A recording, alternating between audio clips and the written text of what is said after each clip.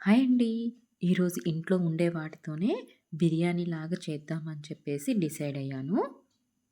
అందుకని ఒక ఆనియన్ను, 2 టమాటాలు, 2 పచ్చిమిర్చి అయితే కట్ చేసేసి పెట్టేసేసుకున్నాను.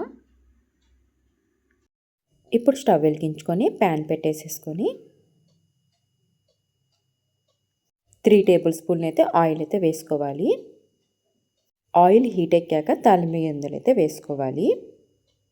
మనం బిర్యానీకి అయితే తాలింపు గింజలు వేయం కదండి.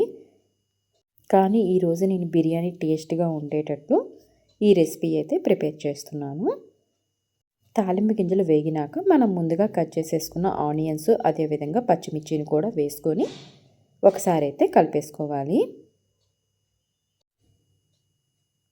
ఆనియన్స్ ఎక్కువ వేగాల్సిన అవసరం కూడా లేదండి.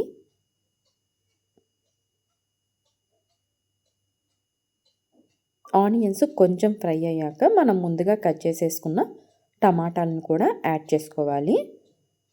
టమాటాలను కూడా యాడ్ చేసుకున్న తర్వాత ఒకసారి ఈ విధంగా అయితే కలిపేసుకోవాలి. నేను ఇక్కడ టమాటాలు, ఉల్లిపాయలు కొంచెం మగ్గేలోపు వంకాయలను కూడా కట్ చేసేసుకొని వాటర్లో అయితే వేసేసుకుంటున్నాను.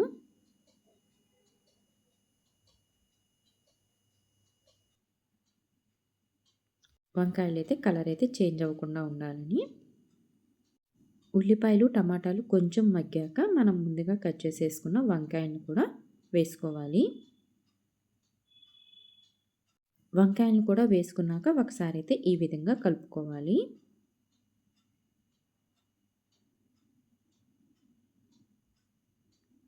ఇప్పుడు మనం ముందుగా నానబెట్టుకున్న మిల్ మేకర్లను కూడా వేసుకోవాలి. మిల్ మేకర్ను కూడా వేసుకున్నాక ఒకసారి ఈ విధంగా అయితే కలిపేసుకోవాలి.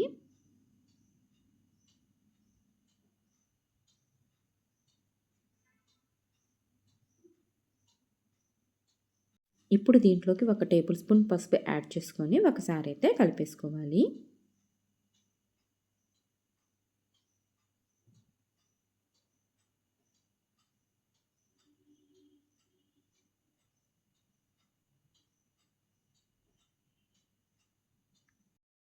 ఇప్పుడు మనం తీసుకున్న వెజిటేబుల్స్ అన్నీ కొంచెం మగ్గినాక వాటర్ని అయితే వేసుకోవాలి. 1 గ్లాస్ బియ్యానికి 2 గ్లాసులు వాటర్ పోసుకుంటే సరిపోతుంది.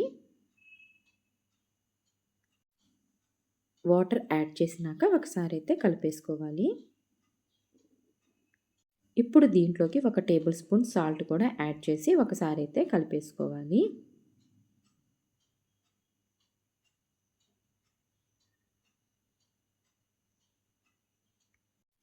ఇప్పుడు నేను దీంట్లోకి 1 టేబుల్ స్పూన్ అయితే మసాలా అయితే యాడ్ చేస్తున్నాను. ఇది ఇంట్లోనే ప్రిపేర్ చేశాను.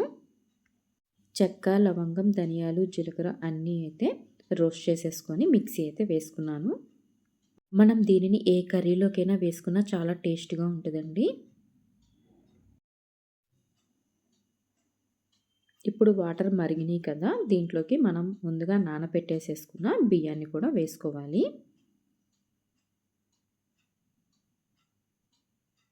బియ్యాన్ని కూడా వేసిన తర్వాత ఒకసారి అయితే కలుపుకోవాలి.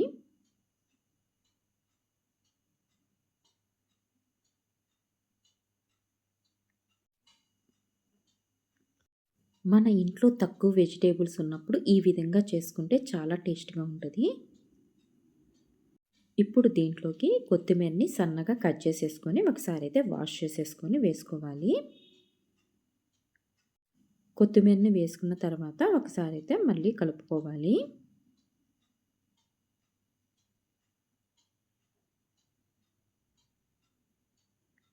ఉప్పు సరిపోయిందో లేదో చూసుకొని ఇంకా లిడ్ అయితే పెట్టేసేసుకుంటే సరిపోతుంది. 3 విజిల్స్ వచ్చేంత వరకు ఉంచేసుకొని స్టవ్ ఆపేసేసుకోవాలి.